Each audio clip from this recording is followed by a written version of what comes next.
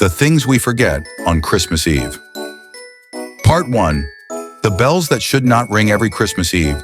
The bells of Hollow Creek rang at exactly midnight. They were old, older than the church itself, and the elders warned everyone. When the bells ring, stay indoors, lock your doors, do not answer knocks. But people forget rules when joy is loud. That night, laughter filled the streets, wine flowed, music drowned caution, and snow fell like a veil meant to hide something ancient. At exactly midnight, the bells rang, not joyful, not holy. They rang slow, heavy, mournful. Inside her home, Mara hugged her shawl tighter. 7 years ago, her husband disappeared on Christmas Eve. The town moved on. She never did. Then she heard it. A knock. Soft, polite, patient. Her blood ran cold. Part 2. The guest who smiled too much against every warning. Mara opened the door. A man stood there, face familiar yet wrong, like a memory wearing a stranger's skin. Snow did not touch him. His smile never reached his eyes. "Do you remember me?"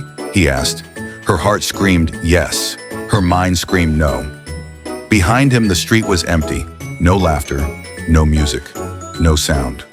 "Come inside," she whispered, not knowing why. The fire dimmed as he stepped in. Shadows stretched unnaturally along the walls. "You look well," he said softly, unlike before. Before what? That's when Mara noticed it. The man cast no reflection in the mirror. Part 3. The Truths. The snow buried all over Hollow Creek, doors creaked open. A child welcomed a mother who vanished years ago.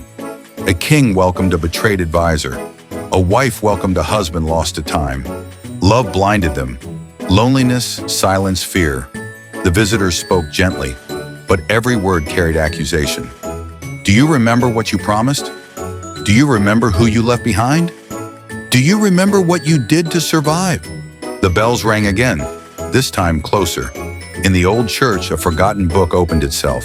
Its final page read, "Christmas is when debts come home." Part 4.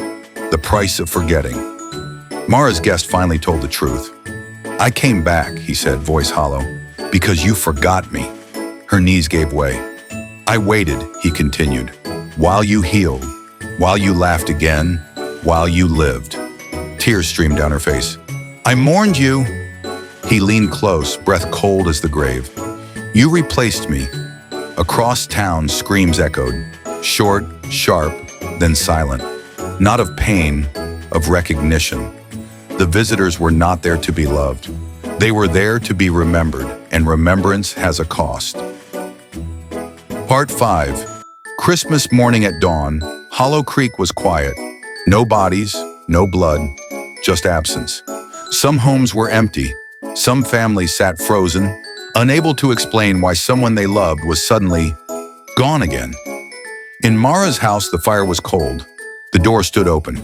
On the mirror, written in frost, were the words, "Next Christmas, remember." The bells never rang again.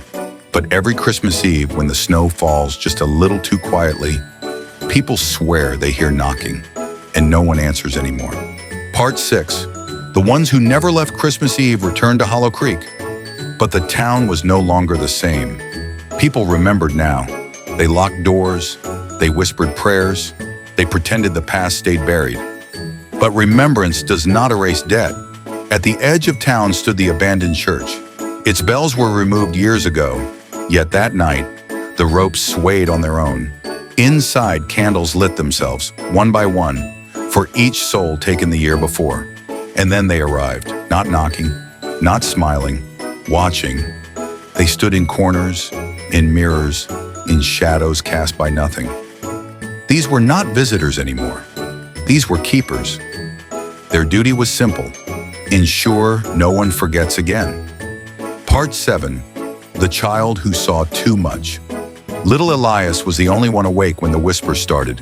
Children hear what adults refuse to. From beneath his bed came a voice, gentle but cracked. "Tell your mother, I waited." Elias ran screaming into the hall. His parents held him, shaking. "Daddy," he cried, pointing to the wall. "Why is Grandpa standing there?" They saw nothing. but the room smelled like cold earth and old pine. That night, Elias stopped speaking. By morning, he had aged, just a little too much, around the eyes. Part 8, The Truth About the Bells. Long ago, Hollow Creek made a bargain. On one terrible Christmas, the town chose survival over sacrifice. They betrayed the weak, abandoned the sick, silenced the inconvenient. The bells were forged as a reminder. Ring them once a year. Remember the cost. Honor the forgotten. But when the bells stopped ringing, the dead remembered for them. Mara knew this now. Standing alone in her house, she whispered into the dark, "I remember you. I always did." A hand touched her shoulder, cold, familiar. "Too late," the voice replied.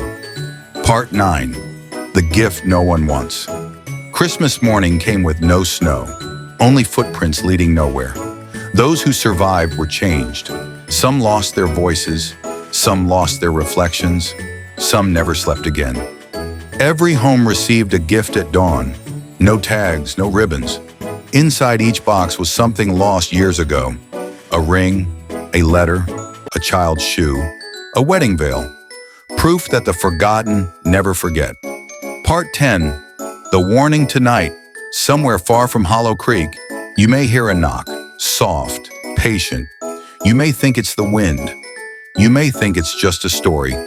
But remember this, Christmas is not only about joy, it is about who you remember when joy is loud. Because if you forget long enough, they come back. And next time, they don't knock. Please like, share, comment, and subscribe for more. We love you all.